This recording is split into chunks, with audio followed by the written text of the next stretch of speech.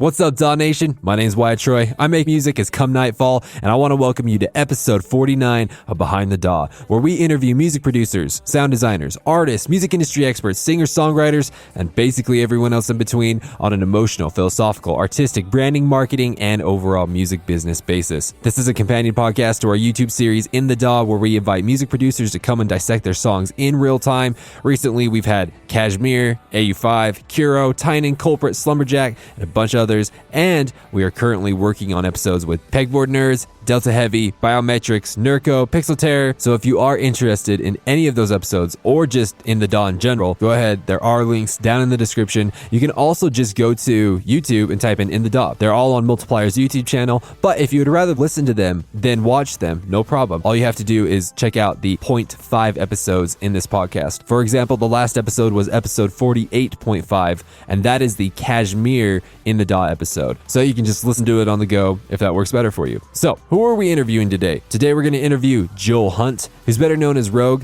And this dude has a ton of credentials, so strap in for just a second. We got to get through him. He's a producer that's based out of the UK, and he's been around since the early days of dubstep remixes in like 2011. I guess I should say American dubstep remixes, even though he's from the UK. You know what I'm saying. Anyways, the dude has like 20 plus releases on Monster Cat. His music has been featured on the popular video game Rocket League. He currently has over 250,000 monthly listeners on Spotify, as well as 70,000 followers on SoundCloud and 21,000 followers on Instagram. He's had collaborations with people like Stonebank, Laura Brem, who was on episode 24 Behind the DAW, Slippy, who is scheduled to come on In the DAW, Tristam, Chris Bass, Danny Foster, and the list goes on. So, what are you going to learn today, DAW Nation? Today, we're going to be talking about, is it okay to produce different genres underneath one brand? The age-old question, but we're going to talk about it. We're also going to talk about how to avoid fear-based decisions in making music, as well as in life. And we're also going to talk about how to grow thick skin in an industry that will tear you apart if you let them. So, DAW Nation, we're going to get into all this and a ton more. But, of course, first off, let's hear a word from our sponsor.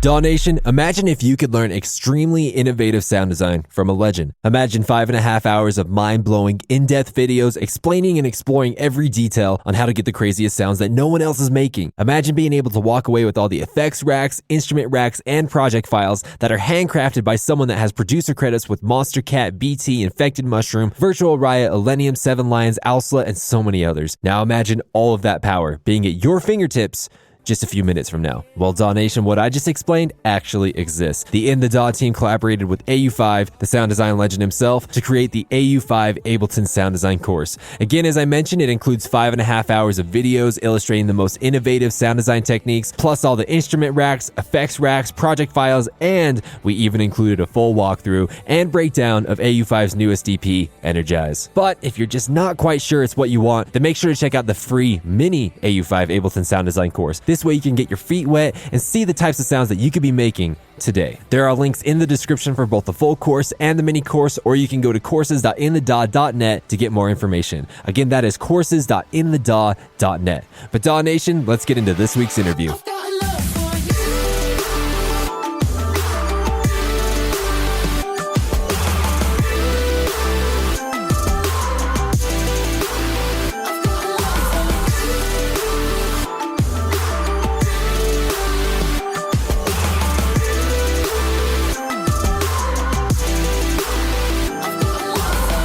I want to welcome everyone to this week of Behind the DAW. We're honored, we're blessed. I don't know what we did right to be able to have the chance to interview Rogue. Rogue, say what's up to DAW Nation and tell us something extremely embarrassing about yourself. Hey, what's up, guys? I'm a bit of an awkward person, so in social situations, I'm not the greatest. And I actually met my fiance online. So the first time I met her was like, we'd already been speaking for 3 months or so, flew over to America to meet her. And the first time I met her was at the airport, and I sort of came out of the doors. I just froze and just sort of became super nervous and it started like sweating and stuff. So this was a really embarrassing moment for me at the time, but she was cool with it, you know. Yeah, sometimes social situations end up going south for me. Did she try talking to you and you just kind of sat there and like stared at her? Was it like that kind of awkward? Yeah, like she was trying to hug me and stuff and I was like processing. She was trying to hug you. You didn't even hug her back, man. I don't know, that's never happened to me before. It was a bit of a a weird experience. I didn't think it was going to happen. I knew that I was a bit awkward sometimes, but I didn't think that was going to happen. And I really froze, and it was so strange. So that was her first impression of me in person. But she still said yes in the end. So. Well, dude, that was an embarrassing story, and I cringed, which means it was great, and I'm grateful for that. But really quick, I do want to introduce my co-host for the day. He's my assistant. He's absolutely lovely, a gift to humanity, as I like to call him. But we have Tevin Danye. How you doing today, Tevin? I'm doing fantastic. Fun fact, I have an embarrassing story. I've been calling him Tevin Danyez for like the last as long as I've known him, and that just sounds like the most hickish way to say it. Tevin Danyez. Nonetheless, Tevin, would you like to start off with the first real question for Joel here? How did you come up with the name Rogue? Around 2011, I started having a mess around making dubstep. It was getting really big at the time, and I was already sort of producing music, not very well, releasing stuff on YouTube and not really having it go anywhere. I started up making dubstep and I wanted to release it, but I didn't want to release it under my name, Joel Hunt. And I had been releasing music before as just my name. So I thought I'd make an artist name and see how I could do with that. Really, the name didn't really come from anything meaningful other than just that I thought it sounded cool at the time. I feel like it reflects a little bit of my journey since I started as well. It's just sort of been, I feel like I've sort of been a bit separate from whatever's going on almost and sort of doing my own thing. And that's kind of what Rogue means. So, what has been some of your favorite highlights of what you've went through? Not necessarily accomplishments. It can be accomplishments, but more so things that you've went through. You're like, this is what has made the journey worth it. Numerous ones of those. And I was just getting to play this show that I played in Paris one time. I haven't played many shows as of yet. Never really seemed to get off the ground with it. I did play a few shows back in 2014, 15. I played the show in Paris to like 5,000, 6,000 people. And that was a moment for me. I was like, this is awesome. I was terrified at the time I sort of went on stage to know that all those people that are there are looking at you and you're sort of playing out your own music and other music and everyone's sort of losing their minds to it. And it was a great feeling. And I was like, this is a moment for me that I'm going to remember. Yeah, another moment that I can just remember off the top of my head was a moment when I released a song called Rattlesnake, maybe a few weeks after I released it. Knife Party had added it to their live set and were playing it out at their shows. And so I was getting all these videos from people saying, wow, Knife Party played Rattlesnake at Miami. Crazy, because they're like one of my biggest inspirations. And I got to see the Ultra Miami video Knife Party set drop my track in their set. And just to see Rob Swire sort of nodding his head to my song was just like, that was such a moment as well. I always like to see what's new coming out of you. You can throw a dubstep track out, and then next week you throw out a trap track, or you can throw out a bass track. Or what I'm good at is looking at a genre and saying to myself, what makes that genre tick? What's making that work? And then taking what I learn from it and then going into a DAW and trying to make that happen for something that I'm making instead. What's making the drums like work? Why do I want to bob my head to this? And I'll go and try and replicate it, but not replicate the song, but replicate that. What makes that genre work? This is an argument that I've heard, not an argument, but this is a point that I've heard from basically every business person that we've had on the podcast has said something to the extent of there needs to be consistency with your music. There needs to, you kind of have to not stick in the same lane, but stick within a similar lane. And like the business part of me completely, utterly understands that, on a branding standpoint, on a business standpoint, that completely makes sense. So let's say that, we have producers listening that's like Tevin and that's like you, that is, that they love so many different genres. They want to create so many different things. They feel drawn to create so many different things. How are they supposed to fulfill the business side, which is creating consistency, as well as feeding their musical soul and creating multiple different genres, so to say? I think I have a few thoughts on that.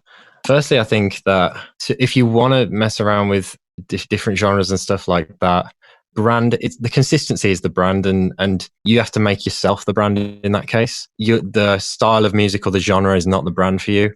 For some artists, their style of music or what they've been pioneering in music is their brand, and the genre that they're big in is sort of their business brand, and so they almost have to stay in that, and when they leave it, it's weird. But for other artists, the brand is the artist, and they can do what they want within the genre. And say for instance, like Skrillex or Calvin Harris or Marshmello, they are the brand, and then their music is sort of goes all over the place. But then there's also this sort of natural, when you make music, you just do it the way you do it, and that stays consistent almost without too much effort. The chords that I choose for my tracks, I'm not doing intentionally, but people have told me that the sound is kind of similar throughout all of my tracks. The sort of chord choices and things like that come naturally to me. The melody choices seem to be something that just stays consistent without me trying. And I think that can be true for other people who want to try different genres and things like that. They'll always have their sort of the way they decide to make melodies and build tracks. That's a basic answer from me. What I got from that was that there's two different styles of the business route that you can go down, so to say. One of them is when you brand yourself with a certain type of genre or a certain type of sound. And then the other one is that you brand yourself where it's like you're creating a certain type of sound, but that sound is transcendent of genre. It can go from place to place to place. It can go from any genre. Is that what you're saying? Essentially, yeah. I'm answering and thinking of the answer at the same time. I don't actually know, but this is just my thoughts initially listening to your question. I think that it's true that there is a sort of, there's artists that brand the music, and I think they get somewhere quicker as well, potentially, because they've stayed consistent in one genre and that's what they do. And you know what's coming and it's easier to latch onto. And then there's people who have sort of done the other route where they're the brand, and it gives them a lot more freedom to explore different routes, but maybe it's more difficult to get somewhere with. Like kind of in relation to your own self-exploration and your own kind of determination of how you want to handle your own production and how you make music, things like that. There was a video you posted on your YouTube channel like about a year and a half ago, back in October of 2017. It was, the title of the video was "I Need to Say Something," and it was a video where you had kind of come out of the darkness, so to speak, because you had kind of been a little bit quiet for several months. You hadn't really released a lot of music, and you addressed your fans, and you were talking about how you had kind of been in a rut for a long time, and it was a lot of self-doubt and a lot of questioning where you wanted to go with your music. You know, is my music good enough? Is Monster Cat going to like these things? And then you kind of came to the realization that, you know, you kind of got to make music for you, and you got to, you know that people will like it or they won't like it. And you got to find like the passion in it again, what brought you into music in the first place. And so, you know, how did you kind of pull yourself out of those ruts? What keeps you going through those? Because, you know, life is cyclical. You're gonna have slow points. You're gonna have points where you just don't feel like making music at all, or the music that you make, you just think it sucks. So how do you, in your opinion, help yourself climb out of those ruts and really get back into the mentality of making music for you and making music that you love? I feel like it's all sort of fear-based, and the only thing that's ever really held me back is this fear of what people are thinking and what people are going to make of this. And I've really not been free. I've not let myself be free to just do what I want to do and release the music that I want to release. And I got myself in such a hole with that, because I was like, well, what will people think of this? And what will people... is this good enough? And I was being really sort of critical. And I think the best thing really is just to get something out. And that's what I say in that video. I think, I can't remember, I haven't watched it for a while, but I think I say something along the lines of, you just need to start putting out content. And I would say that to anyone who's sort of feeling like they're in a rut of sorts. It's just a matter of forcing yourself out of there and deciding that you don't really care too much about the criticism and things like that. I let it get to me. At the time, I was like, I was sort of paralyzed in a way, and was not putting anything out, and I wasn't sending any tracks to labels, and I went quiet for a bit. And luckily, I sort of pulled myself together and got out of it. But it is tough, and being a creative, it's the nature of being someone who's creative and doing it as a job, is that you have to face this anxiety around what people are going to think. And I know many other artists who've gone through a similar thing.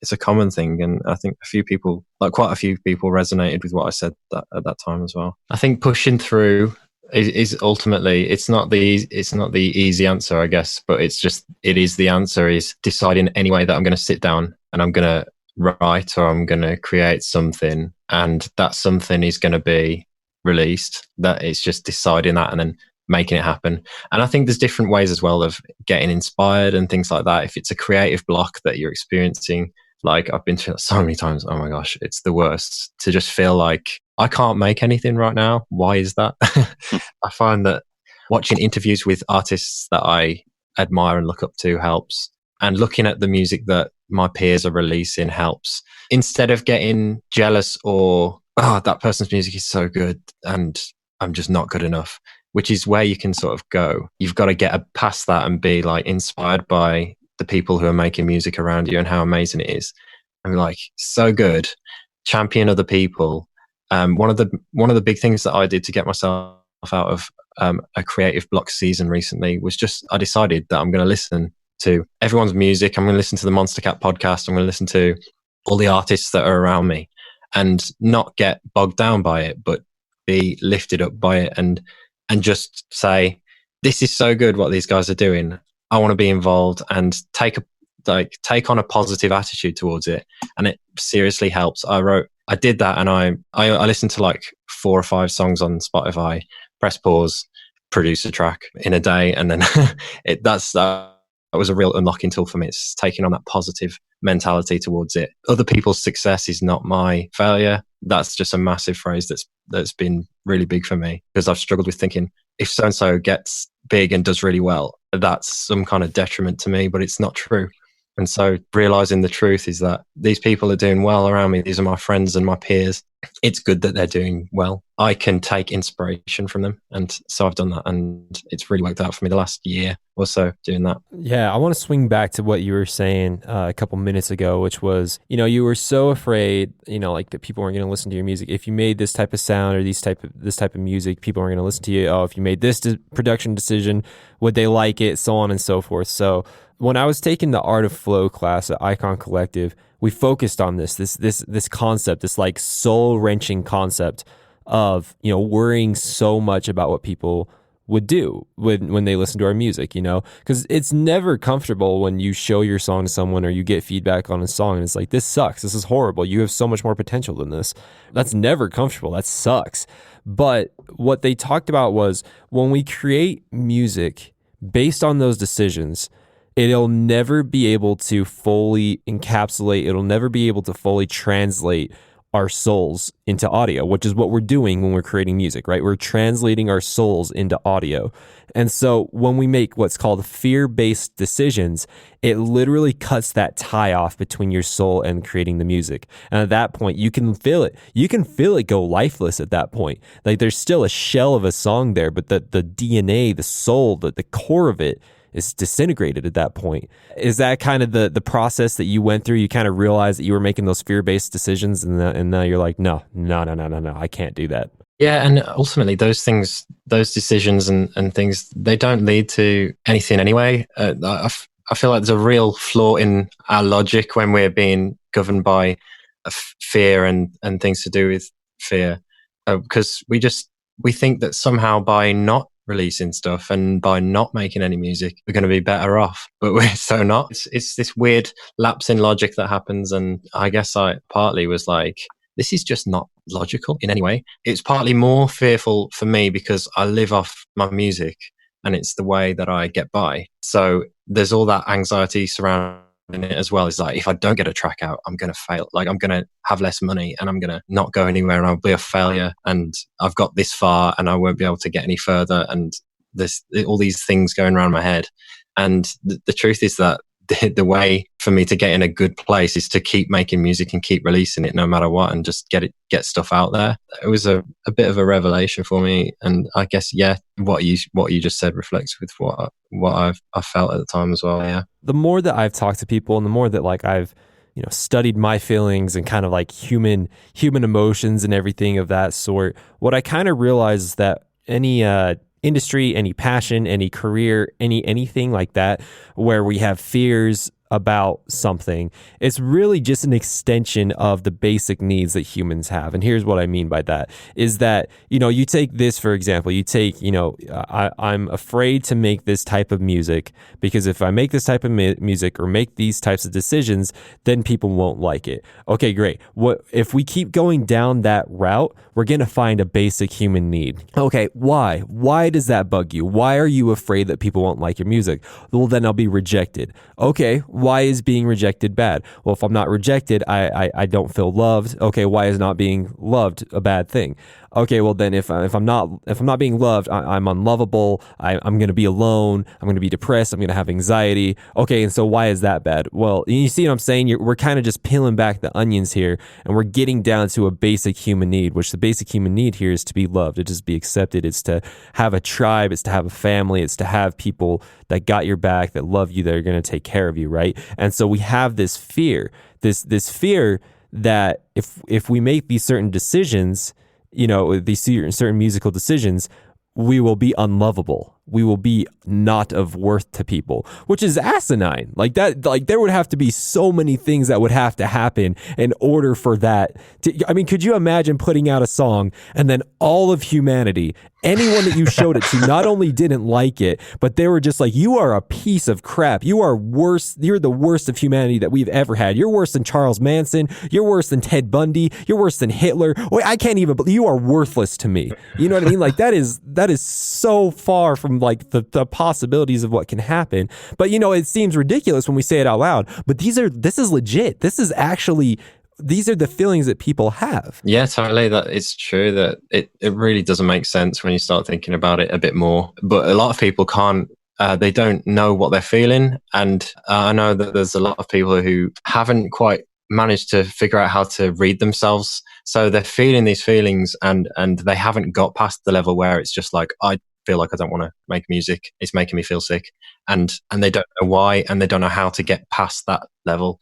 And it's just about trying to figure out, okay, just get past that first level. What's underneath there? And ultimately, yeah, you have these fears that are actually really, they're so untrue. It's just lies that people end up believing. Creative people are more susceptible to these things as well. I feel like we're a touchy-feely bunch of people. We're sensitive people, creative people, musicians. And that's why there's so many musicians and artists that are like depressed and stuff. We're just more sensitive as a collective, and I guess that's what you need to be to write good music as well. It's this weird circle, but getting out of that loop of lies and fear that you're going to be rejected and things like that is such a good thing to do, because I've found from experience that people aren't that bad, and people don't hate you when you release something that's maybe not amazing, but you just sort of get it out and it feels good to release something. I remember tweeting that one time. It's just like, it feels good to just release something, and I'm glad this is out. And I remember thinking, this probably isn't my best work, but I've got the tap running again. I'm going again, and I'm making progress.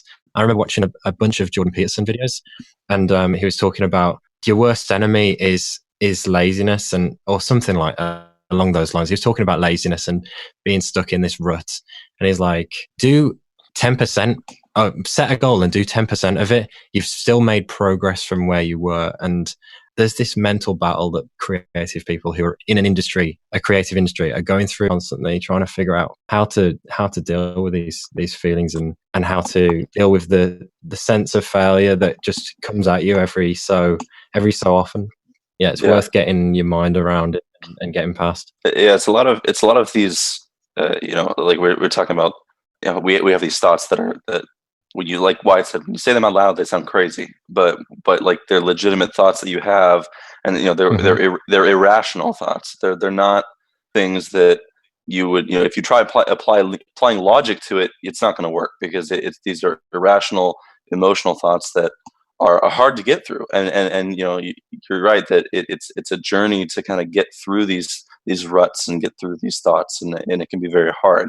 And it's hard to kind of find what works for you. For some people, maybe it works through to find inspiration, like you finding interviews with other artists that inspire you, being inspired by their success, that can help you work through it. Some people, perhaps therapy is a good thing, or perhaps just talking to other artists about it, or talking to their friends and family. But it's important to seek some kind of help that gets you through that, because I think the common thing we all think is that we all have to do this kind of a thing alone. That we have to do it just all us and our thoughts, and that's the worst place to be. Honestly, is just to be alone with your thoughts in that kind of a mood. Like, you definitely need to seek outside influence, whether that's going outside and exploring, or researching stuff and finding content that inspires you, or talking to someone about it. Like, no shame in whatever method helps you get through it, but finding Don't something. close off. Exactly. Do not close off. Absolutely. I want to swing back around really quick to, you mentioned something, Joel, when you said that when you put something out, it's crazy because there will always be those people that give you negative feedback, or that are mean, or that are, that are vicious, that are malicious, whatever you want to say, right? There will always be those people 100% of the time. But the vast majority of the people are either going to like it, or they're just not going to say anything, right? Which is better than people being mean. But even the people, this is crazy because it's so true. Once I say this, you're going to be like, yes, this is totally true. The people that are super mean, I mean, that are vicious, that, comment on YouTube videos and on Facebook posts and Instagram posts and just roast you. They just rip you limb from limb. Those people, I don't think I've ever had a time when that has happened when there wasn't signs that those people were hurting. There's a phrase that I like to say, which is hurt people, right? People that are hurt will hurt other people. The crazy thing is that you got to realize is that there's these two different avenues that people can say something to you and that could hurt you, right? One of them is legit criticism. Hey, what if you I feel like you should have done this differently, or you should have done that. That's great. That's fantastic. It may be unwarranted, maybe unsolicited, but it's like, hey, at least it's criticism. At least they're in their mind, they're trying to help. They're trying to, okay, try this. It'll be better next time, whatever, right? But then there's the other people, which is just like, you suck. You're a terrible human being. You need to quit. You're the most annoying thing I've ever heard in my life. Those are hurt people trying to hurt people. Could we agree with that? I would agree. And those people, they're quite rare. And I find myself really fearing, being scared that when I release a track, I go through the comments. I still do that because honestly, I've realized that most of the comments are always so positive, and it's very rare that there's someone that's that sort of mean about it. But yeah, I agree that they're usually people who seem to be hurt themselves, and that's a general rule in life, I'd say, as well. People who are like that generally are dealing with their own stuff. You never know what people are going through, and it's not worth taking these things personally anyway. I think it's also important to, especially as artists, accepting the fact that you can't please everyone. You're going to have fans that love your music, and you're going to have people that don't like your music. And it's just kind of part of being an artist, and part of putting your stuff out there is that the minute you put something out there, there's going to be 1,000 people that love it and 1,000 people that don't. You have to accept that, that's okay. It's okay not to be loved by everyone, but it's really, because it's the best feeling in the world when you see the people that do love your music organically. They just love it. They love you. They love your image. They love what you're going for. They love your dreams and your hopes. And those are the people that are worth your time. And you shouldn't stress yourself with the idea, like you said, scrolling through the comments, you love it because it's mostly positive. And I think that is true. I think that people are inherently good, but it's important to when you're scrolling through the comments, so you're looking at feedback, that you don't get turned off or shut down by that one person or those few people that are there just to make your day worse, because you don't know what they're going through. Maybe they have their own reasons for trying to lash out at you, but it's definitely not your fault, and it's also not your problem to try and fix them and make them like you. I've also been that one of the people that sort of give criticism to an artist that they love, and this was from before I was actually releasing music and had anyone listening to my music. I remember commenting on maybe like Muse or someone released an album. They released an album that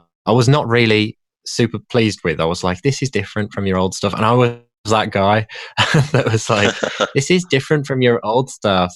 Like, why can't you be like your old stuff? Now I totally understand why that's just not helpful, but I can now see from those people's perspective, you've got to take these things as a compliment. These people have such a connection with the music that they feel so much passion about it that they feel like they need to comment and express their sadness that it's not what they love, that it's not the you that they recognize necessarily.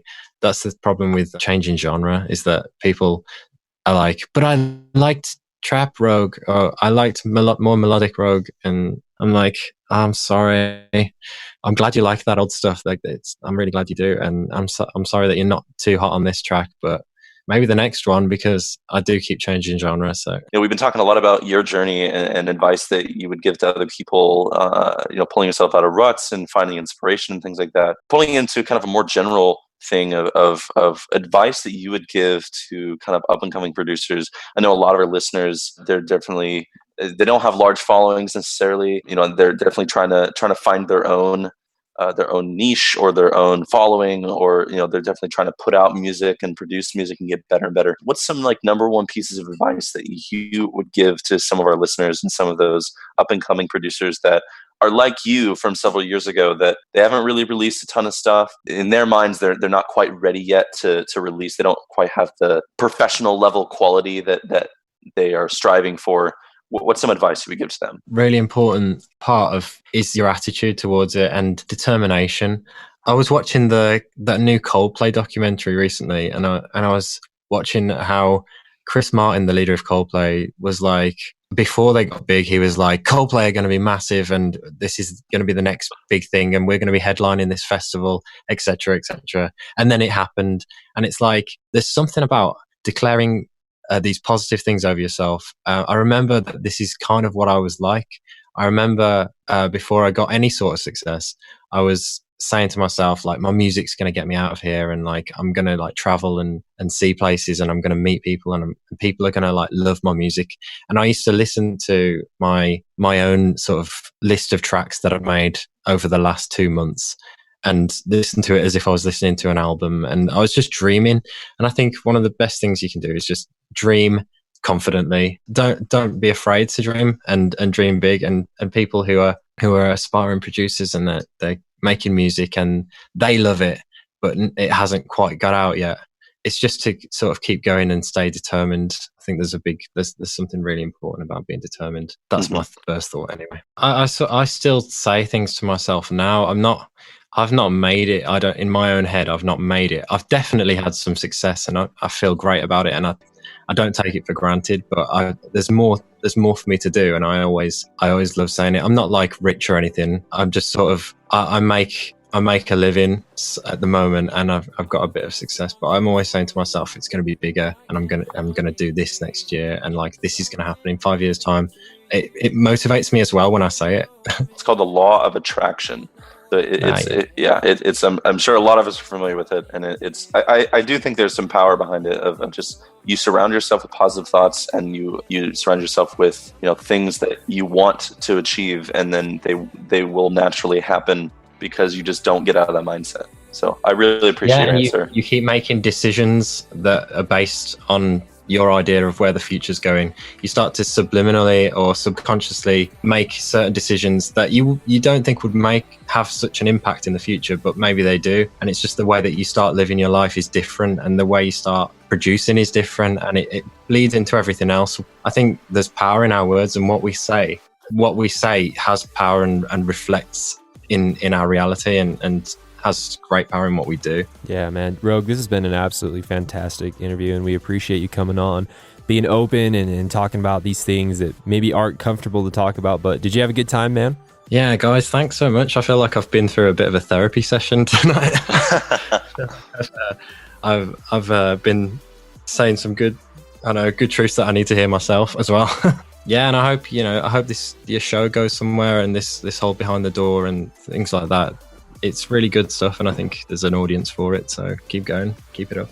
Hey DAW Nation, hope you enjoyed episode 49 of Behind the DAW with Rogue. If you are interested in the Patreon, private lessons, or suggesting guests to come on the show, make sure to click the link in the descriptions. Again, make sure to like, comment, subscribe, repost, follow, whatever's appropriate on the particular platform that you're listening on, like iTunes, Spotify, Google Play, Deezer, YouTube, wherever you're at, doesn't matter. It just helps us know that we're moving in the direction that you need us to, DAW Nation. And finally, I'd highly encourage you to check out the last episode of Behind the DAW. That one was with Harrison Bennett, who is the label manager of Zed's Dead's label, deadbeats. We talk about how to find Spotify playlist curators and how to reach out to them. We also talk about how to have a plan B when a song release doesn't go as planned, and what Harrison would do if Zed's Dead were brand new into the scene in 2019. So DAW Nation, make sure to go check that out. And before you go, let's hear our final word from our sponsor.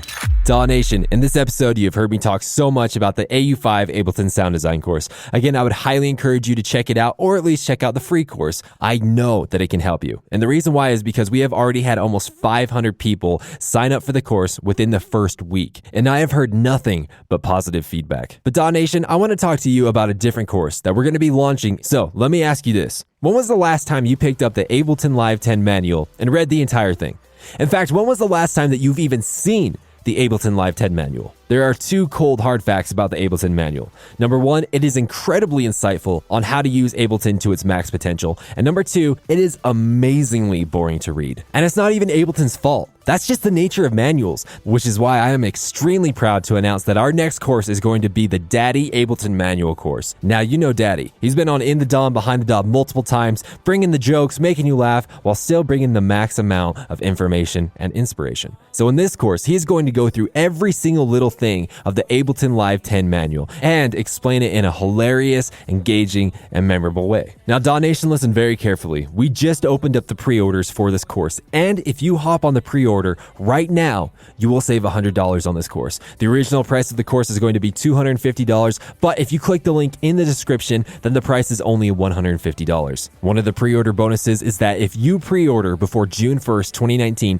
Daddy and I will personally FaceTime you to meet you and to say thank you. And the second bonus for pre-ordering the course is that you will be brought to a page where you can tell us what you want to see as bonuses when the full course releases. That's right, you get to decide what the actual bonuses are for the full course. I mean, just imagine it. You get to learn everything there is to know about Ableton Live 10 while being wildly entertained for only $150. That's $30 less than Serum. That's a tenth of the price of Native Instruments Complete Ultimate. That's a third of the price of Omnisphere. That's a tenth of the price of a Moog synthesizer. That's a fifth of the price of the Ableton Push 2, and you get the picture. Again, there is a link in the description for the pre-order where you will get $100 off the original price, or you can go to inthedaw.net/live10 to sign up. Again, that is inthedaw.net/live10. The DAW Nation, thank you so much for listening to this week's episode of Behind the DAW. And make sure to check back here next week for our next episode.